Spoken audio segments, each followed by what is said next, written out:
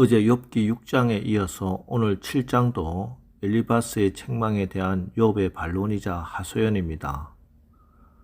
먼저 욥은 자기가 연구하고 경험한 것으로 자기를 판단하는 엘리바스에게 야, 인생이 그렇게 간단한 거냐? 그렇게 쉬운 것 같냐? 고난이라는 문제가 그렇게 쉬운 문제가 아니야 하고 항변합니다. 엘리바스는 머리로 인생을 삽니다. 연구하고 원인과 결과를 논리로 법칙으로. 인생도 하나님도 그렇게 자기가 규정합니다. 그런데 오늘 욥은 인생이 그렇게 단순하지 않다 하고 항변합니다.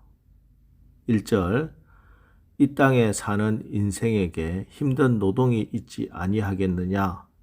그의 날이 품꾼의 날과 같지 아니하겠느냐. 여기 인생을 힘든 노동이라 하는 이 노동이라는 히브리어 차바는 싸움, 전쟁이라는 뜻입니다. 그래서 그전 개역 한글 성경에서는 세상에 있는 인생에게 전쟁이 있다 하고 번역했었습니다. 그전 번역이 훨씬 더 저는 바르게 번역이 되었다고 생각하는데요.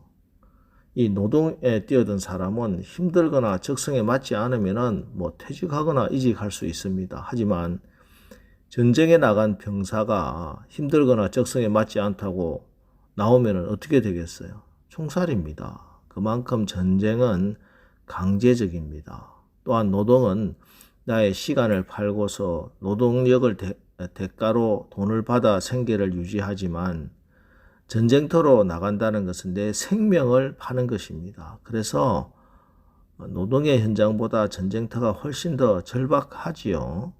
자, 이처럼 인생에 대한 욥의 묘사는 엘리바스가 5장에서 묘사한 매혹적인 모습과 현저한 대조를 이룹니다. 이 절박하고 내가 노력한다고 내 마음대로 어찌할 수 없는 그 인생. 그래서 어떻게 해야 합니까?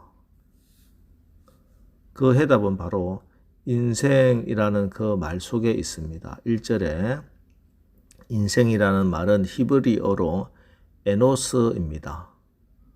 죽을 수밖에 없는 존재, 아주 미약하고 연약한 존재, 죽음을 부인할 수 없는 존재라는 뜻입니다.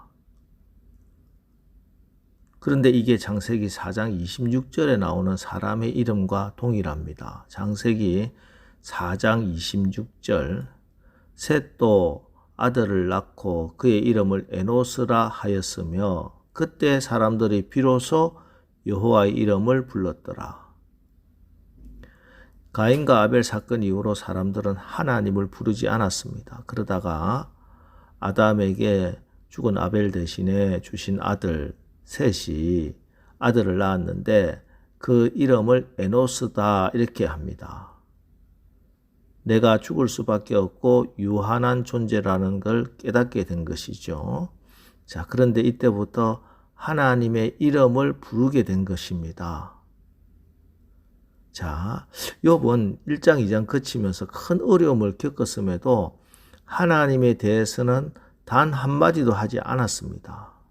이를 꽉 깨물고 하나님을 향하여 어리석게 원망하지 아니하리라 하는 말로 그의 신앙을 대변하고 있습니다. 그러다가 자기를 찾아와서 원인과 이유를 제시하고 자기에게 회개하라고 다그치는 엘리바스에게 6장에서 격정적으로 자기 감정을 표출하고 이제 7장으로 넘어오면은 의미 있는 변화가 일어납니다.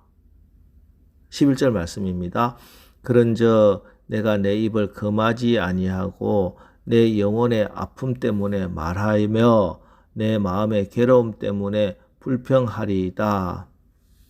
욥이 입을 열어서 하나님께 제가 이제 말하겠고 이제 불평까지 하겠다 이렇게 말하고 있습니다. 그럼 이제 욥의 믿음이 떨어진 것입니까? 지금까지 하나님을 향하여 한마디도 불평하지 않고 믿음 잘 지키고 있다가 이제 와서 하나님을 향해 불평하고 있는 것입니까? 그렇게 단순하게 욥의 신앙을 비판해서는 곤란합니다. 왜냐하면은 이 불평하는 것도 오히려 하나님을 향하여 한 걸음 더 나아가는 것이기 때문입니다. 말하지 않고 입 꾹 다물고 있는 것, 그것만이 능사가 아니죠. 견딜 수 없는 고통 가운데 원망이든 불평이든 입을 열어서 하나님께 말하는 것이 훨씬 더 중요할 수 있습니다. 예, 물론 우리 하나님은 우리가 함부로 불평하고 원망해도 되는 그런 마음씨 좋은 할아버지는 아니십니다. 그러나 또한 우리 하나님은 우리의 고통에 무관심하시고 앞에 나가 감히 말도 한마디 못하게 질식시키는 그런 엄격한 재판관도 아니십니다. 천지를 지으시고 온 우주 만물과 인간의 생사 화복을 주관하시던 왕이신 우리 하나님은 우리 아버지이십니다. 아니 정확하게는 우리 아빠입니다. 우리 예수님이 이 땅에 오셔서 계시해 주신 하나님 어떤 하나님이십니까?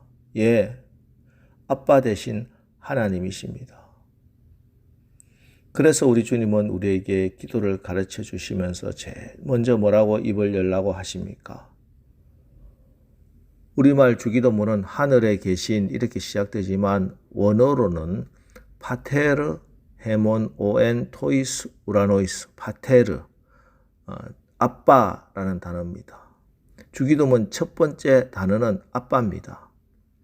예수님은 우리에게 기도를 가르치시면서 제일 먼저 가르치신 것이 하나님을 아빠라고 부르도록 가르치셨습니다. 이게 아람어, 아바, 헬라어, 파테르 모두 우리의 아빠 똑같이 어린아이 언어지요. 하나님이 우리의 기도를 왜 들으시나? 사실 우리의 기도는 대부분 온 우주를 창조하시고 운행하시는 하나님께 별로 관계없는 하찮은 내용들입니다. 그런데 우리가 무엇이기에 하나님이 우리의 기도를 들으시나? 바로 하나님이 우리의 아빠이기 때문입니다. 성령님도 마찬가지이십니다. 로마서 8장 15절 너희는 다시 무서워하는 종의 영을 받지 아니하고 양자의 영을 받았으므로 우리가 아빠 아버지라고 부르짖느니라. 우리가 성령을 받게 되므로 하나님의 자녀가 되므로 가장 큰 축복이 바로 오늘 이 새벽에 여러분이 하나님을 아빠 하고 부르며 기도할 수 있게 된 것입니다. 이해되지 않는 고난 앞에서 하나님 왜 나에게 이런 고난을 주시는 것입니까? 제가 하나님께 뭘 잘못했다고 도대체 나에게 왜 이렇게 하시는 겁니까? 친구에게 화낼 것 아니라 자기의 몸을 질그릇으로 긁고 이를 악물고 버틴다고 되는 것이 아니라 오히려 격정적으로 하나님 앞에 나와서 뒹굴든지 붙잡든지 따지든지 원망을 하든지 불평을 하든지 아빠, 아버지 이 하나님 붙들고 늘어져야 합니다. 이것이 신앙이고 이것이 믿음입니다. 그래야 해결점이 시작되는 겁니다. 그렇습니다. 고통 가운데 우리가 할 수 있는 최선의 최고의 일은 어떻게 하든 하나님께 가까이 나가는 겁니다. 우리 인생이 고난이 없는 인생은 없지요. 자, 그런데 이 고난이 견딜만 하지가 않습니다. 견딜만 한 것 고난이라고 하지 않지요. 고난은 정말 견디기 힘듭니다. 그래서 우리가 하나님 아버지 하고 기도할 때 그거는 낭만적이고 편안한 환경에서 아버지를 부르는 것이 아닙니다. 당자가 지치고 더러워진 몸으로 아버지하고 아버지 품에 안기듯이 그렇게 아버지 품에 안기는 것입니다. 그렇게 아버지 품에서 우리는 위로를 받고 새 힘을 얻어 아버지 손 붙잡고 다시 세상으로 나가는 것입니다. 이것이 오늘 욥의 기도고 우리 주님이 우리에게 가르쳐 주신 기도요, 또 바울과 믿음의 선진들이 아빠, 아버지께 드린 기도입니다. 오늘 욥의 기도보다 더 중요한 것이 이겁니다. 이제 욥이 하나님께 매달리기 시작한 겁니다. 오늘 이 자리에 우리가 하나님 앞에 얼굴을 보이고 하나님 앞에 기도하기 위해서 나왔습니다. 격식을 갖춰 형식을 갖춰 기도하는 것도 중요하지요. 하지만 하나님께 어떤 말이든지 진심을 토로하시기 바랍니다. 마음속에 있는 원망이나 불평도 하나님께 다 내놓으세요. 하나님께 기쁘고 감사한 일도 아뢰시기 바랍니다.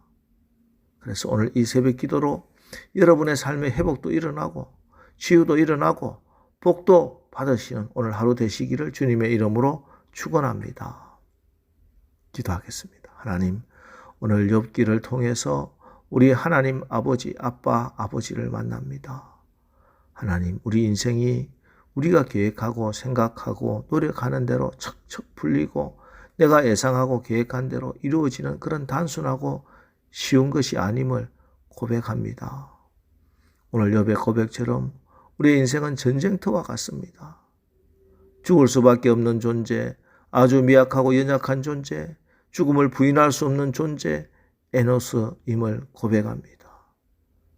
그래서 이제 우리 인생이 살 길은 오직 하나님을 부르고 아버지를 찾아 나서는 것밖에 없음을 깨닫게 하셨사오니 오늘 기도하는 가운데 형식과 격식이 아니라 나의 진심이 토로되게 하시고 그래서 오늘 새벽 기도를 통해 우리의 삶의 회복과 치유와 복이 임하게 하옵소서. 예수님의 이름으로 기도합니다. 아멘. 자, 이제 주여, 오늘 우리가 아버지를 진심으로 구하는, 그래서 아버지 품에서 위로와 치유와 회복을 경험하게 하옵소서. 오늘 말씀을 붙들고 우리 합심해서 기도하고 나가겠습니다. 우리 기도하겠습니다.